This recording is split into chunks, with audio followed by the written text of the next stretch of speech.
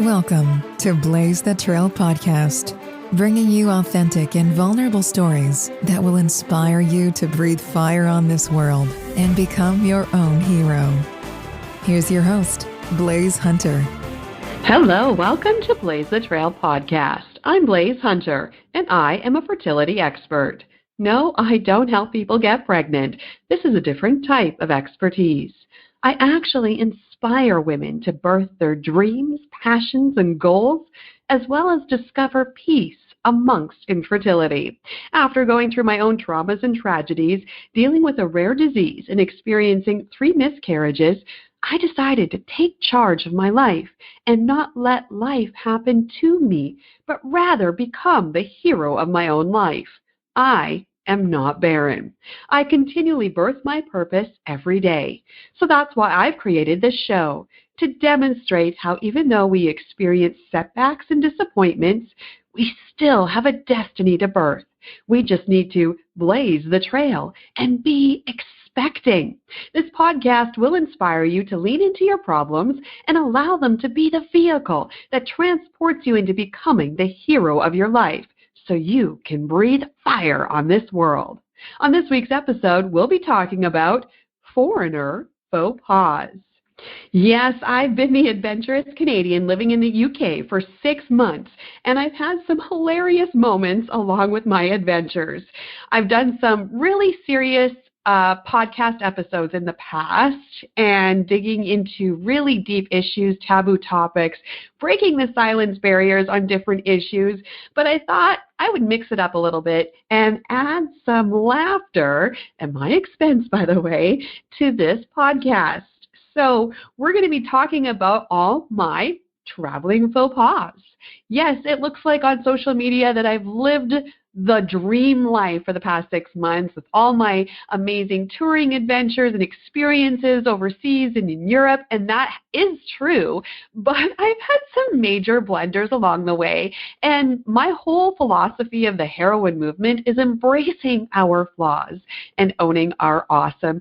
So part of this experience is really unmasking my blunders, my travel mishaps, and I just want to showcase that you can still be adventurous and fun, and you're going to make blunders, and that's okay. And we can talk about it and laugh about it at even your own expense. So we're going to be talking about different things in my experiences and little funny stories, just to remind ourselves to not take ourselves so seriously, to allow different things, mishaps, and great things happen at the same time. Let's admit where we went wrong and laugh about it and just have that joyous, adventurous spirit that it's okay to fall and get back up and just own it and take chances in our lives. So this is all about admitting all what I've done that isn't so great, or what I've learned in my traveling experiences, and just what happens when you're a tourist and you're going to different countries.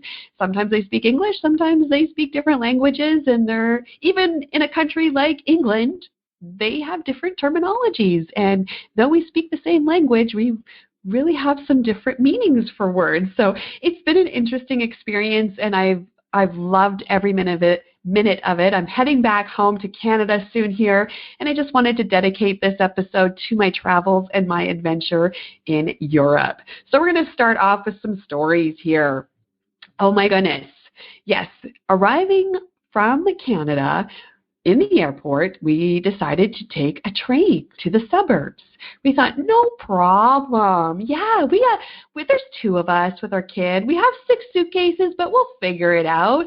People advised us that we could just roll our trolley onto the train and no issues. Well, yeah, that was a major no, you can't take the trolley onto the train. You have to go through major security checks and little gates where you can't fit the trolley. So my husband and I, it looked so funny, just we dragged suitcases like 10 feet at a time so we could not leave our bags behind, not leave our daughter behind, and just kind of shuffled suitcases through terminals and through sections and tunnels till we finally got to the train station and sat there and waited for the train and then held up the line as we hauled our 6 suitcases after being on a red eye for 9 hours.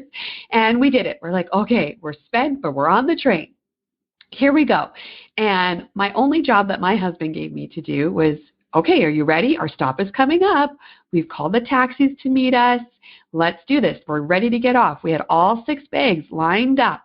And I'm like, yep, we're good to go. And thinking in my head, just like how, other maybe shuttles or trains that have worked in the past or elevators, that the doors would just automatically open when it's your stop. So I'm standing there. My husband's like, yeah, you ready? I'm like, of course I'm ready. I'm right here. And we get to the stop. It stops. And I'm standing there. And my husband's kind of looking at me, but I'm like, yeah, I'm just waiting. And he's like, well, you have to push the button. And I'm like, what do you mean push the button? What are you talking about? Don't the doors just automatically open? And he's like, no, push the button. And then I guess there was this little button, this yellow button on the side of the door. So I started panicking and pushing it really hard, but I was too late. It didn't recognize that I wanted to get off there. I was too late in pushing the button, and it decided no one's getting off on this stop, so we're going to continue on. And I just stood there looking at my husband like, oh my God, did we just miss our stop after like this 10, 11-hour adventure of even getting onto this train? And I just like, what do we do? Our stop is there. It's going by right now. We're goodbye. I don't know where we're going. And he was so sweet. He didn't get mad at me because I would have gotten mad at him. I'll be honest. I would have lost my marbles if I couldn't get off on our stop. But he called the cab company and they met us at the next stop 15 minutes down the road. And we had to backtrack a little bit. But yeah, welcome to the UK. You have to push the button on the trains if you want to get off at that stop. Note to self, if you're thinking of traveling overseas, push the button. Hilarious introduction coming into the UK. Then a couple nights later, we hadn't quite mastered cooking or groceries yet. We're still getting over jet lag, so we were eating out a lot and going to different restaurants and pubs and experiencing different cuisines here in the UK. And one night we decided to order Cantonese for takeaway. It's not take out, it's take away. That's the terminology they use. So I had my husband place the order, and he gives them a call. And he orders the food, and he's like, yeah. And then I think he had mentioned earlier for takeout, but maybe they didn't quite understand what we were saying. And at the end of the conversation, the guy on the phone goes, so is this for collection? And Rob is like, what? Excuse me? He's like, yeah, collection. Rob's like, no, I don't want to give to your charity. And then that guy was so confused. Like, what are you talking about, man? He's like, yeah, no, I'm good. I don't want to donate anything. Like, I just want the food, man. I just want my takeout. He's like, do you want to come and pick up the food? And Rob was like, oh, yes, we are picking it up. Yeah, we're taking it away. Yes, we're not donating to charity, but we're collecting our food. The guy must have thought we were nuts. But again, it's just funny of the different lingo and terminologies, and we don't know, and we don't live here. And it was hilarious. And Rob was like, sorry, man, Canadian tourist, didn't understand, all good. It was so funny, and we just had to laugh about it, right? You can't take yourself so seriously. The next one. Like, I have so many. It's hilarious. Coming to a country where they speak English, you would think you wouldn't have much issue. I had bought an outfit, and I wanted to get it hemmed. And I was looking for a seamstress, and then I called somebody, and we were talking about times to meet up. She worked from her home, and I said, yeah, I need, afternoon, and that's best for me. And she's like, well, how about midday? And I'm like, perfect. Okay, so this is clearly something I had to learn, and this was kind of a tricky situation because I'm from Canada. When I say midday, or anyone says midday, that means somewhere mid-afternoon, like any time between maybe 12 and 1:30-ish, right? Midday, somewhere around the mid part of the afternoon. No, note to self, anyone traveling to the UK, it is noon on the dot, 12 o'clock. Do not come half an hour later because you've missed your appointment. Midday means noon sharp. Did not know that. And this lady completely lost it on me and said, midday, noon, how come you didn't show up? And I was like, oh, I'm on my way right now. I thought midday just meant any time in the early afternoon. My apologies. I'm Canadian. That doesn't mean the same thing in Canada as it does here. She did not take it very, very well and didn't accept my apology. And it was very interesting. And I did some kind of investigation afterwards, like, why is this hang up about noon? Like, it was an honest mistake. And some of my friends here have said, yeah, the Brits are really locked into their time, especially like midday. Yes, like they're locked into that. They're kind of time Nazis. So like, note to self, make sure you know the specific timing. Don't just guess. Oh, so many things. Walking, driving on the left side, so bizarre to me. You think that you would just understand, yeah, it's on the left side, you drive on the left side, everything's left. But when you're trained in your whole life that driving's on the right side, like everything is just the opposite side, right? You can't switch your brain, even if you're in a different country, knowing that they have different kind of driving rules and walking rules. Like literally in London, they have written on the streets, like, look to the left, look here, because people just, you don't realize that your brain doesn't switch like that.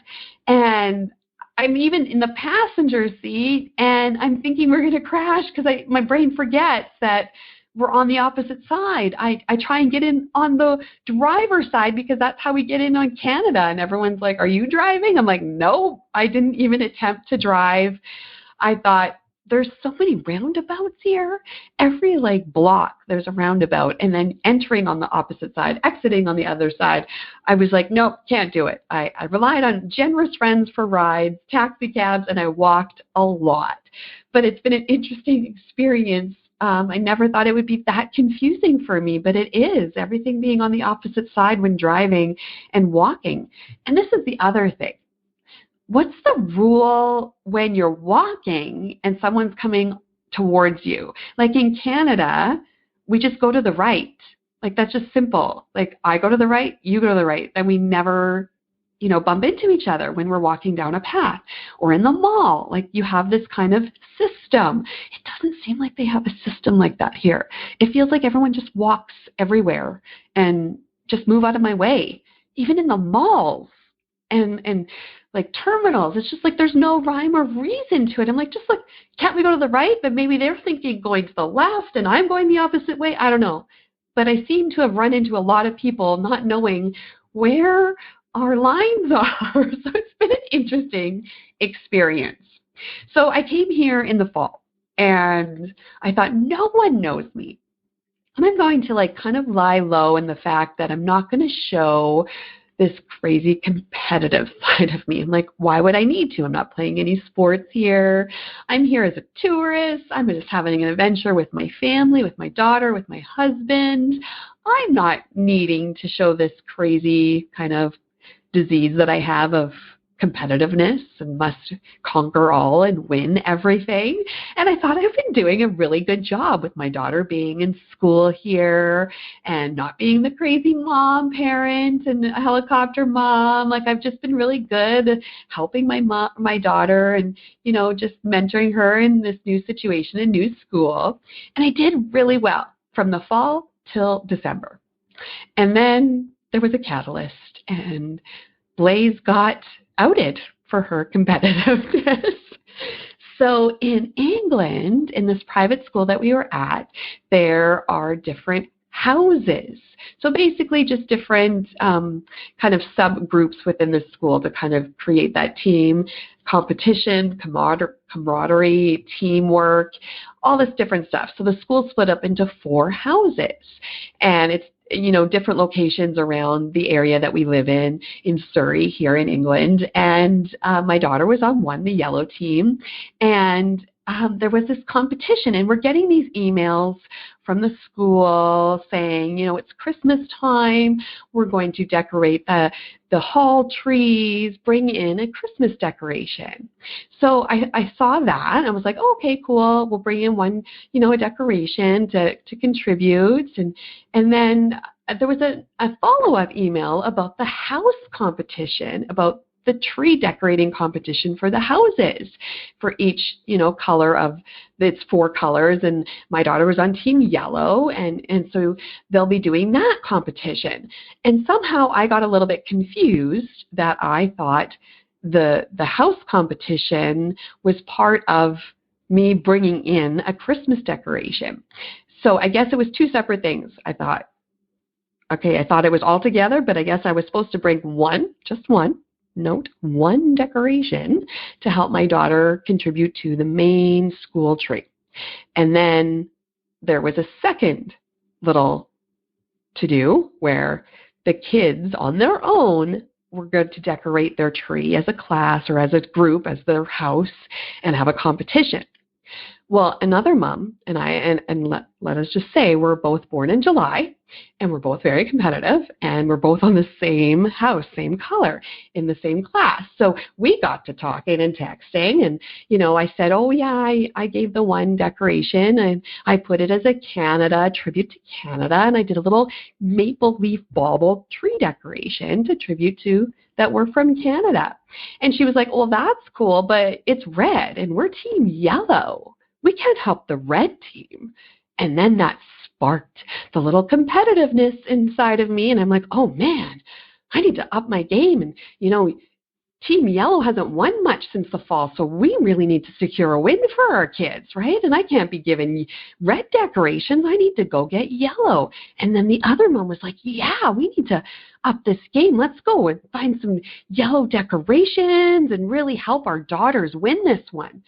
So that lit the fire in me. Yep, there was no holding back the competitiveness in me anymore. So I went out on a mission, and I mean a mission. I went to stores and little charity shops and dollar stores, and we'll get into what a dollar store is called in a little bit later in this episode here. And I went nuts. I had yellow canary tree skirt. I had gold bird to clip into the tree. I made homemade decorations with Lexi's picture on it going Team Yellow. I had bags of yellow candy. I bought a whole bunch of bags, and I thought you could put like the bags of chocolate into the tree, and they were all yellow, and it was amazing and beautiful. And I bought other amazing yellow treats and candies, and I thought we could put them all in the tree and sparkles. I bought a golden star to put on top. I probably spent, I don't even want to admit it, but I probably spent 50 pounds, which is 100 Canadian dollars basically. So yes, I did that to help my child win a competition in school. So I started, and I even bought yellow pretend boxes to put gifts under the tree, everything. I did it all. I had to walk to the school, so it took me 2 trips, 2 days. I unloaded all this stuff, bringing it for the competition. And the people at the gate were like, oh, thanks, yeah. And I was just like, didn't get it, but they were thinking, like, what is this woman doing? What is she doing with all these decorations? And then Lexi comes home, and she goes, yeah, Mommy, we're not allowed to cheat. And I'm like, what are you talking about? I'm not cheating. I'm giving you your decorations so you can decorate the tree. Apparently, it's separate. I was supposed to bring the one decoration for the hall tree, which my Canadian bauble would have done just fine. And the yellow house competition was done in school with the kids in half an hour who had to make their own decorations and not get outside assistance from their parents, because that would be cheating.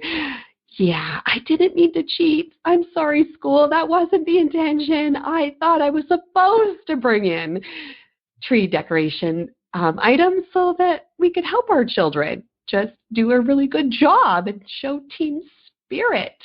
So I was outed. Everyone now knows that I am Miss Competitive, and I spent all this money for no reason. The decorations were not used. They were disqualified.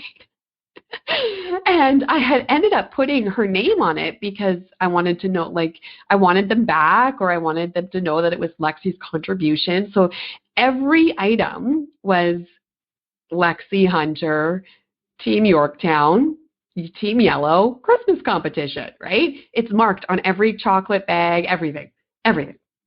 Well, we ended up having a Christmas fair, so I donated all of the items for this Christmas fair for the school, which was good. We got to utilize my decorations, but we ended up using a lot of them as prizes for the kids, and it's kind of hilarious because it all got put on. Oh yeah, I even bought books, yellow books. I promoted reading. There were so many yellow books, and we put it all part of this prize table. So it's funny, at this Christmas fair, these kids were going home with these prizes, but on the back it says Lexi Hunter Team Yorktown Christmas competition.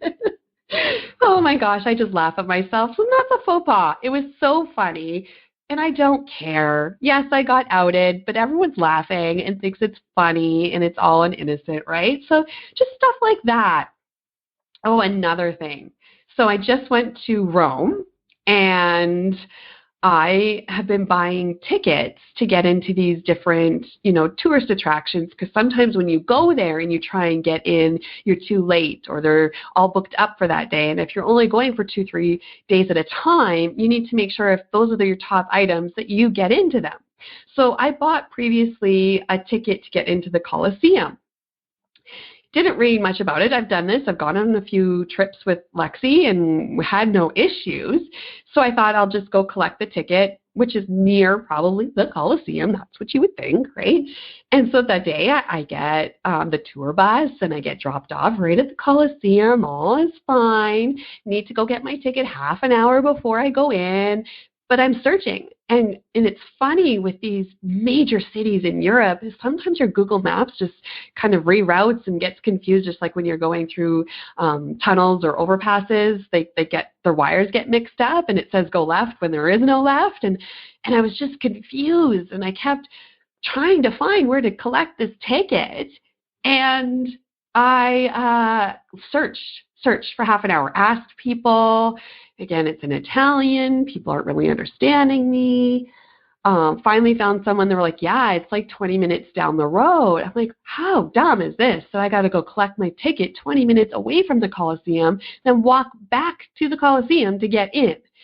And this is a lesson to learn, guys. Like when you're doing tourist stuff or anything new where you're uncertain, things are going to happen.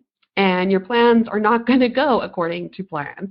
And you have a decision to make, because I was walking forever. I see the Coliseum. I'm there, and I just can't get in. I can't get my ticket. And I'm standing there with my daughter, and I'm like, oh, my God, I just want to cry. Like, I've done all this work. It's my dream to get into that Coliseum, and I'm so close, and yet so far I can't get my ticket, and I've paid for it already. And finally walking up and down the street, I couldn't find it, all those piazzas and roundabouts, like I don't know what corner to turn on, and I just gave up. And we were walking back, and Lexi's 6, so she's like, it's okay. Like, she doesn't really know the meaning of being inside the Coliseum. She saw it. She got a picture with it. But to me, I'm like, I've come all the way to Rome. I want to get into that Coliseum. But I don't want to, like, spend any more crazy money, right? Like, I've already wasted my money. I can't find this collection place. So I keep walking past these little ticket booths, and they say, ticket line for this thing and this thing. But it said Coliseum, but then when I went to enter the line, it said for some other monument and other tourist things. So I was so confused. And again, when you're confused, just keep asking. Like, just ask, you're a tourist. So I asked someone, she's like, yeah, this is the line. And I end up only having to pay like £8 or €8. And I got into the Coliseum after all. So yes, I made a mistake. I bought 2 tickets. I wasted the other one. I have no idea where that collection site was, but I found a way to get in and see my dream place of being inside the history. and just the magical part of being in the Coliseum and seeing all of that. And that was amazing. And I had that moment of like, I wanted to cry and give up, and I'm so close yet so far, but I regrouped, and you find a plan B or a plan C, right? So it's all about just adjusting to the dips and dives of being a tourist and not knowing things, and it's going to happen. And for being a type A personality where you make a plan, you want to, fulfill it. But sometimes you got to like change your plans. Sometimes you got to adapt to the different things that are coming at you. And it's okay. It's okay to get a little down, but then get yourself back up and regroup, and you'll find amazing laughter and happiness and joy in that moment, and it works out for you. So that was really amazing of all my trips and going through different touristy stuff, is that you just have to, make mistakes and adjust accordingly. Yes, the terminology. As I mentioned before, it's crazy how being in an English country, speaking English, we have some different terms for things. Number one off the bat, pants. Yes, I will never, ever, no matter what, ever call them trousers. No, I won't. I feel like if I was 90, maybe I would call them trousers, but they're pants. They're pants. But in England, pants is your underpants. Yeah. So when you say, oh, I need to change my pants, they look at you like you've just made a major no-no in public. Like, why would you need to announce you need to change your knickers, right?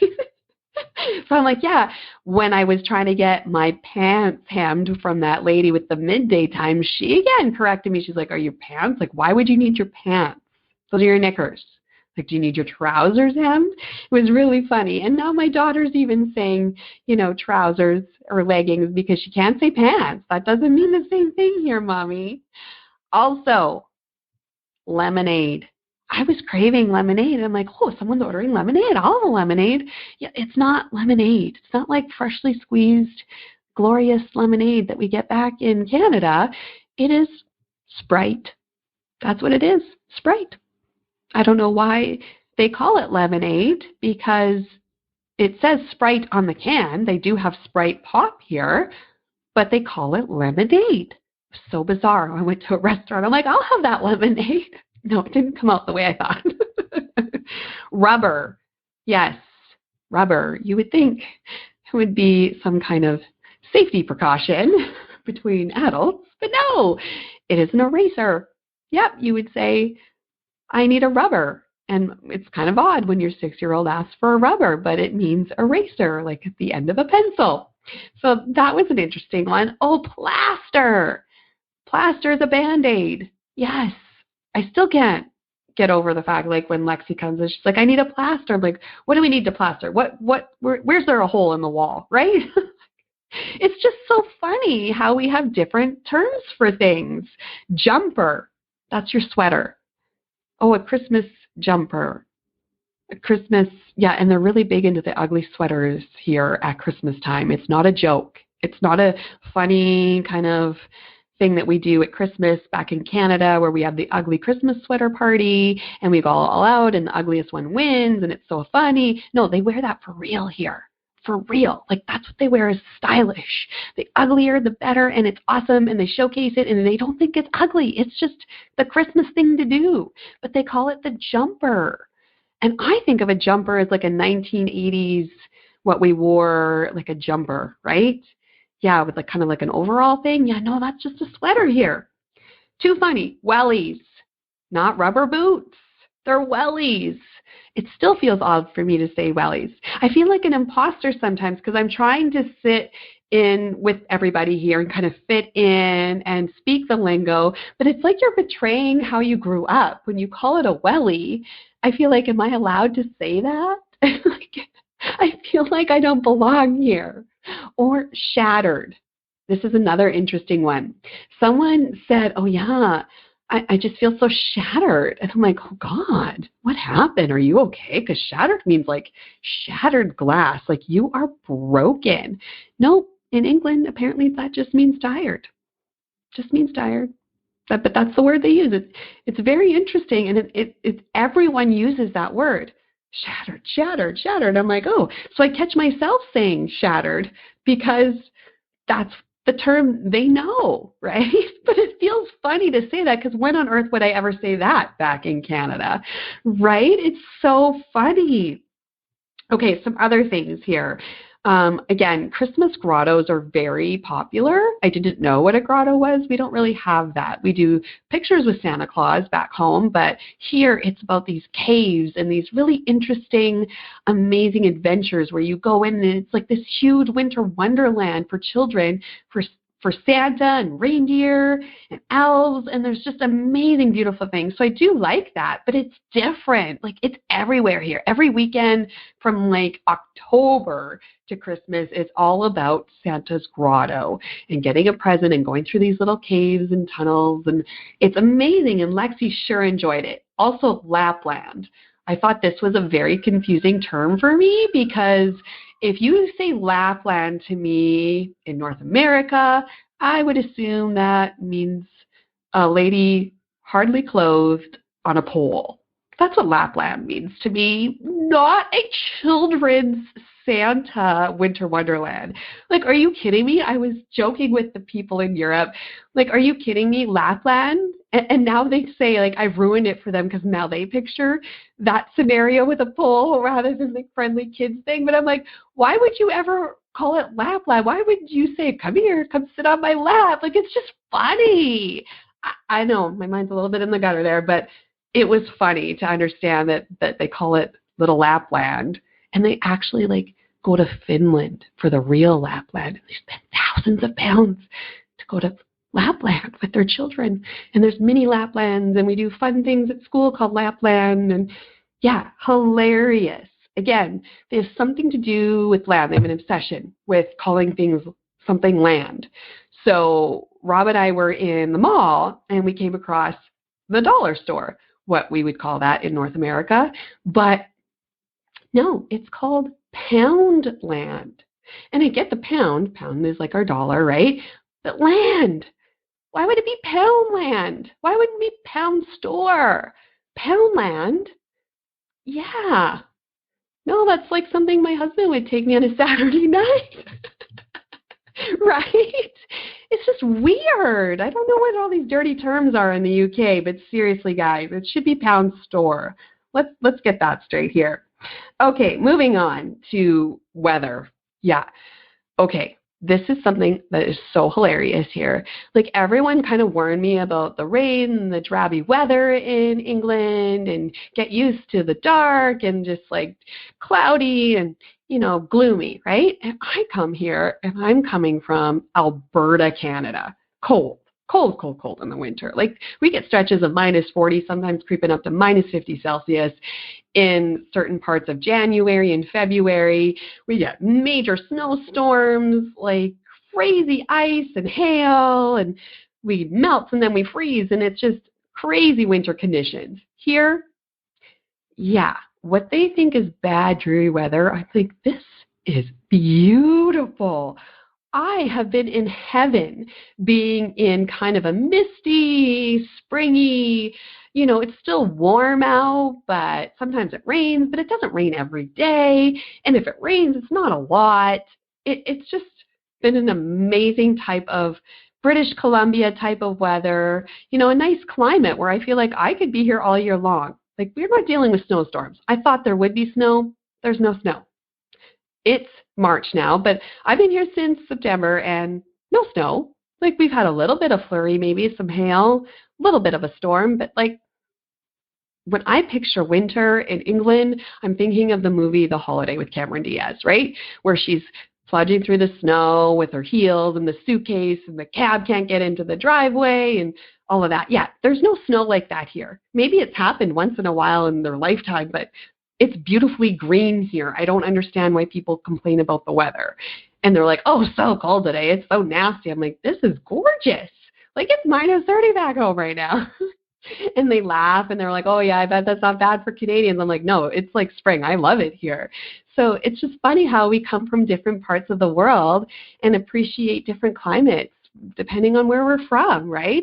And the funny thing is, like if it rains so much in England, why does everything shut down if it does rain a little bit more in one day? Everything. Like the whole town shuts down. Like the trains shut down with just a regular day of rain. And if it rained all the time, wouldn't they be used to that? Why would the trains need to stop? Like it's not even that bad. Like they haven't seen storms like this until they come to Canada. And we still run, we still function. Otherwise, we wouldn't have a life to live if we shut down on every little storm that we had in Canada. It's just hilarious. Like the whole town will shut down. People don't go out if it rains a little bit more than a mist. I find it comical.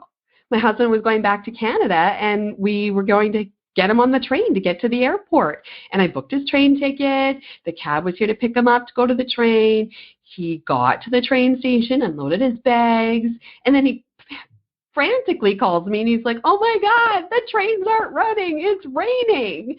So he had to get an emergency cab to take him to the airport because the trains weren't running that day. I find this hilarious. So that's something to learn as being in a tourist, right? Like there's different things you've got to adapt to. And the culture of everyone, I find North America, like Canada and US, we're a little bit similar, that we're outgoing, we're adventurous, we do things, we can be silly in public and we don't care. But the Brits are a little bit more reserved. And I've really noticed this because I am the opposite of reserved, let's face it. I like being the center of attention and I don't mind getting a laugh at the expense of myself. And I like to have fun. So I really don't care what is, the proper thing to do. I just want to have fun. And if I feel the urge to do something in public and have fun, I have no problem with that. It's all about just embracing life and having enjoyment and joy with that, right? But it's a little different sometimes with the Brits. They're definitely more conservative and more reserved and in their moment, in their right place. And if they've had a few cocktails, they'll step out of themselves, but they need that little push. Not me. I can be dancing on a table completely without a drink. Like I'm totally fine to have fun and step out of myself and just let the moment overtake me.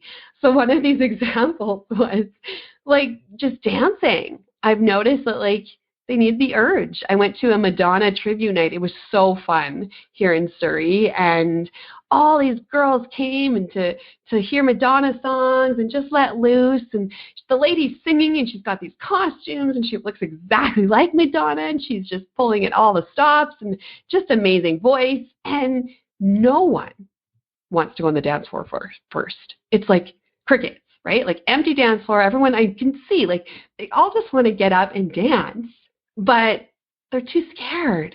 They're too scared to step out and be the one and only person to start the dance train, right?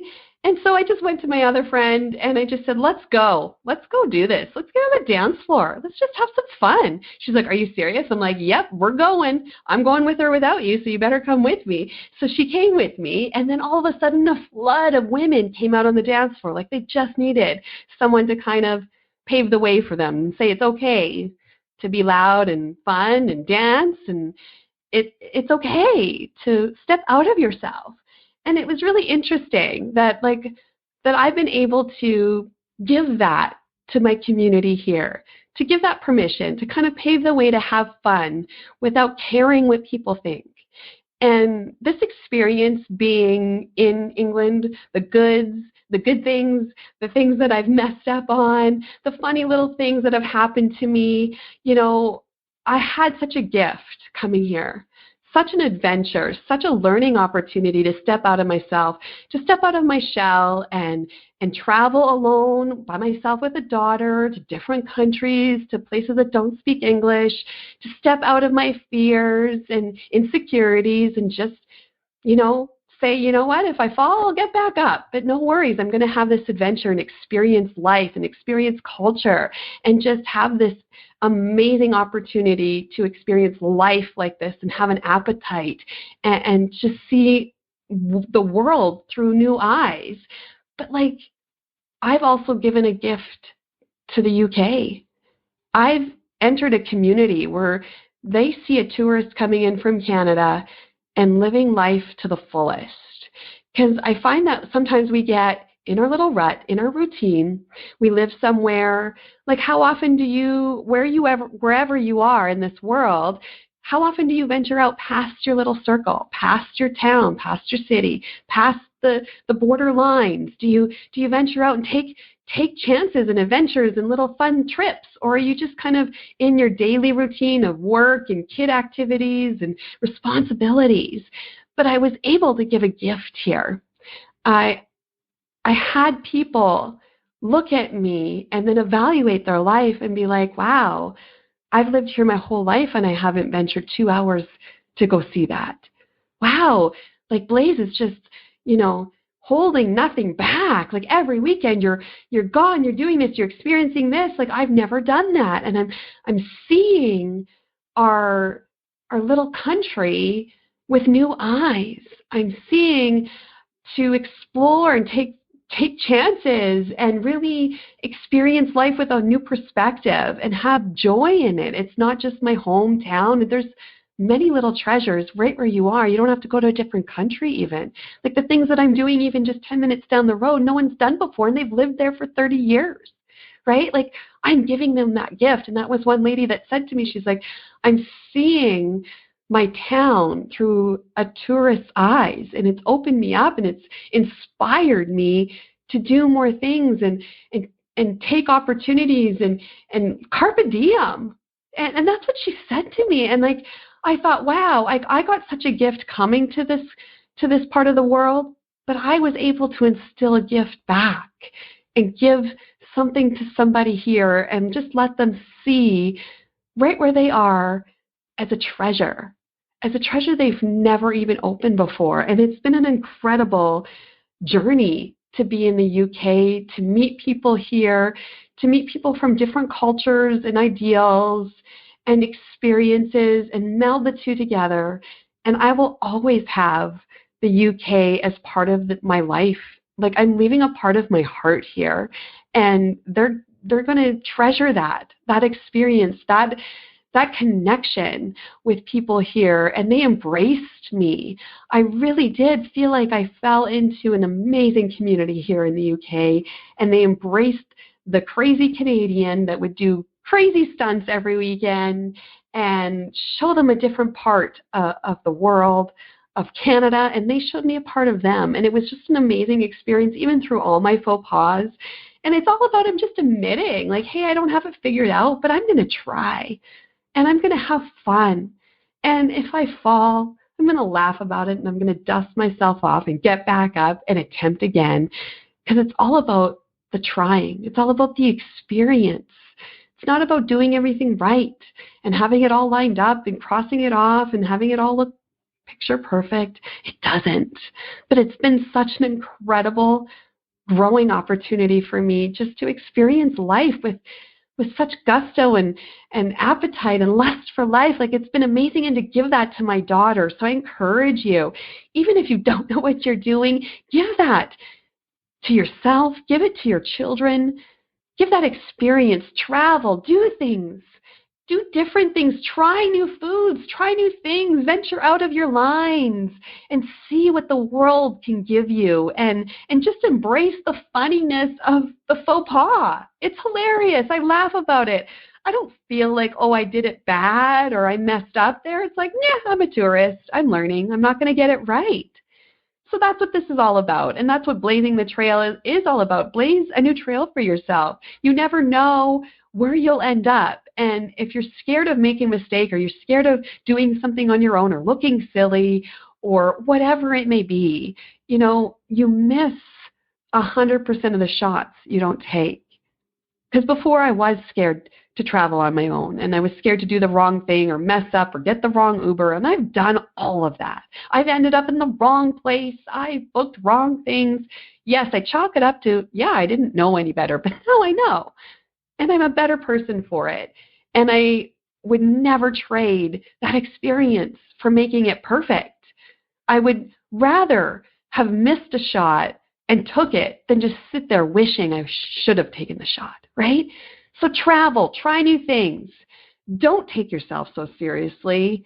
Faux pas happen.